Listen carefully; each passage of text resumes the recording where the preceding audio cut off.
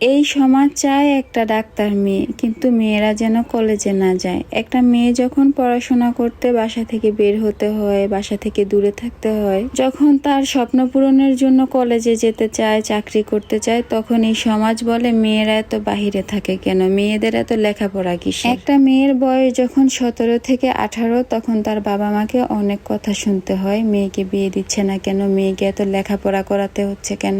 আত্মীয় স্বজন, পাড়া প্রতিবেশীর কথা শুনে যখন সেই মেয়েটাকে বিয়ে দেওয়া হয়, তখন শ্বশুর বাড়ি থেকে তার লেখাপড়াটা বন্ধ করে দেওয়া হয়। তারপর মেয়েটা যখন চায় শ্বশুর বাড়িতে গিয়ে ওখানেও লেখাপড়া করবে, তার নিজের স্বপ্ন পূরণ করবে, সবার জন্য কিছু একটা করবে, তখন তাকে শ্বশুর বাড়ি থেকে অনেক প্রেসার করা হয়। মেয়ে মানুষের আবার কিসের লেখাপড়া, বিয়ে হয়ে গেছে, কাজকর্ম করবে, জামাইকে সেবা করবে, শ্বশুর শাশুড়িকে সেবা করবে, এটাই মেয়েদের জীবন। কিন্তু এই সমাজে আবার চায় আমার মেয়ের জন্য, আমার ছেলের বউয়ের জন্য একটা মহিলা ডাক্তার যেন থাকে। পুরুষ ডাক্তারকে যেন একেবারেই না দেখানো হয়, পুরুষ টিচারের কাছে যেন একেবারেই প্রাইভেট পড়ানো না হয়, মহিলা একজন শিক্ষিকার কাছেই যেন তাকে প্রাইভেট পড়তে হয়। একটা মেয়ে যখন গর্ভ অবস্থায় থাকে, তখন তাকে ডাক্তার দেখানোর জন্য আমরা প্রথমে একজন মহিলা ডাক্তারকে সিলেক্ট করি।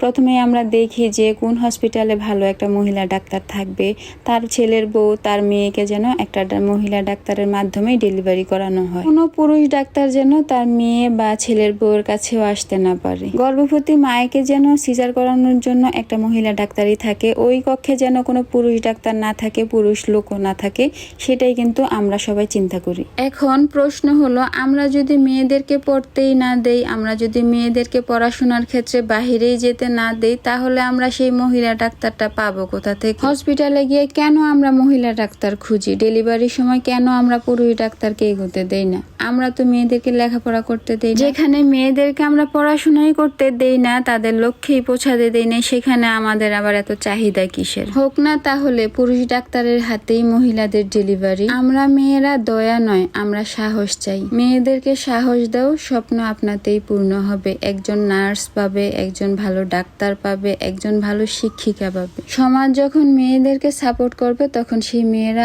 অনেক দূর পর্যন্ত এগিয়ে যেতে পারবে। যদি মেয়েরা এগোতেই না পারে, তাহলে তাদের কাছে আমরা কিভাবে আশা করব? নিজের অভিজ্ঞতা থেকে অনেক কথা বলে ফেললাম। যদি ভালো লেগে থাকে তাহলে অবশ্যই একটা লাইক করবা, শেয়ার করবা, কমেন্ট করবা। আল্লাহ হাফেজ।